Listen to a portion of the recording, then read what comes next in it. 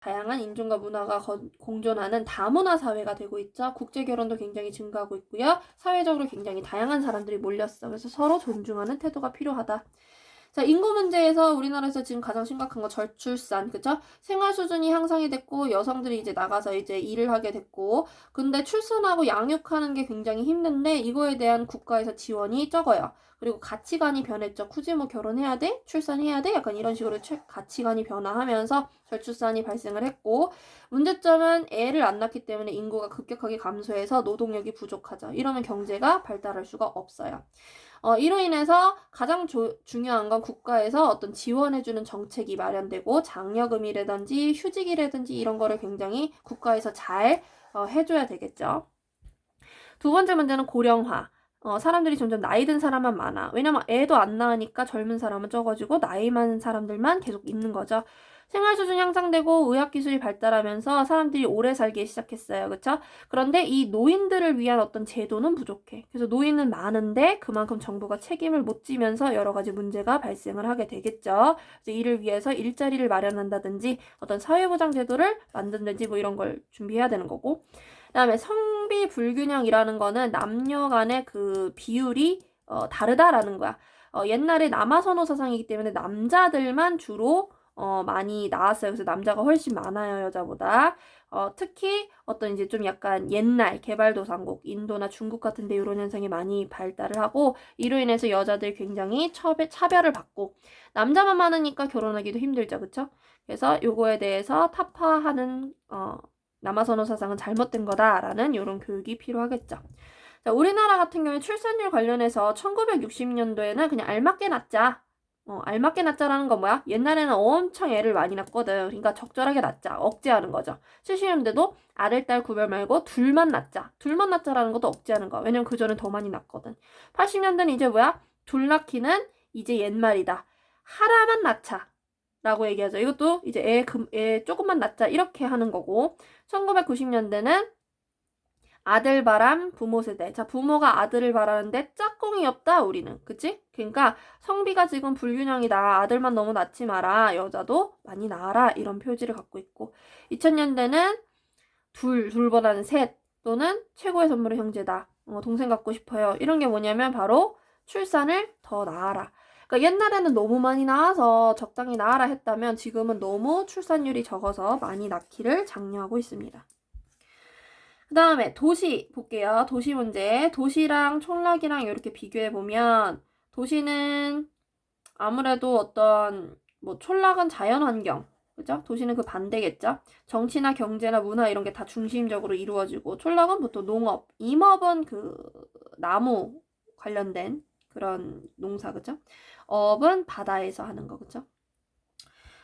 도시 같은 경우에는 서로 굉장히 직업이 다양하죠. 그러니까 서로 다른 직업이고 이웃과 별로 친밀하지 않아요. 아파트에도 누구누구 사는지도 몰라. 그리고 생활 공간 범위가 굉장히 넓어요. 왔다 갔다 많이 하죠.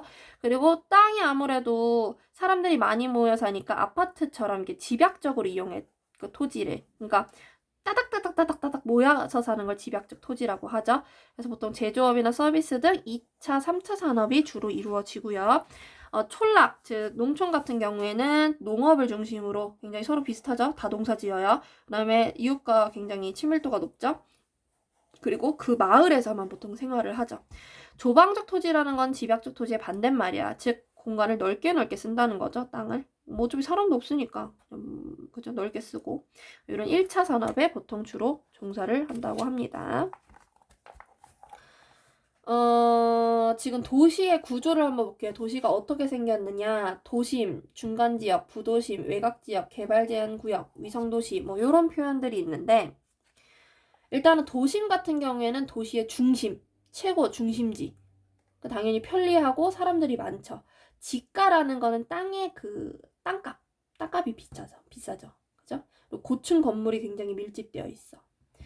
그래서 굉장히 중심적인 그런 업무가 이루어지고 서비스도 굉장히 고급 서비스, 뭐 백화점이나 행정이나 금융 이런 게 다 몰려 있어요. 여기 지금 인구 공동화 현상이라고 해서 땅값이 너무 비싸다 보니까 아무래도 살 수는 없는 거야. 그러니까 거기에 막 건물 같은 건 다 들어오는데 여기서 살기는 힘든 거죠. 그래서 뭐냐면 낮에는 굉장히 사람들이 많이 몰려요. 뭐 일하고 뭐하고 하느라. 근데 밤에는 자러 가야 되니까 이 도시를 다 빠져나가서 딴 데 가서 자는 거야. 그래서 밤에는 도시가 텅 비어 있다. 그래서 공동화 현상이라고 부르고, 이로 인해서 교통이 굉장히 혼잡하겠죠.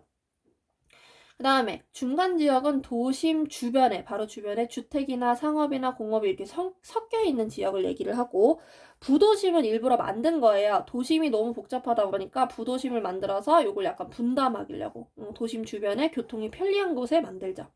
외곽 지역은 바깥에 있는 건데 굉장히 싸요. 제일 바깥에 있으니까 싸기 때문에 보통 사람들이 거기에 많이 살겠죠. 그래서 주택이나 학교, 그리고 뭐 공장 뭐 이런 게 많이 있고, 그린벨트 제한구역은 너무 도시가 많이 발달하다 보니까 너무 혼잡하잖아. 그래서 여기서부터 여기까지는 개발 못해요.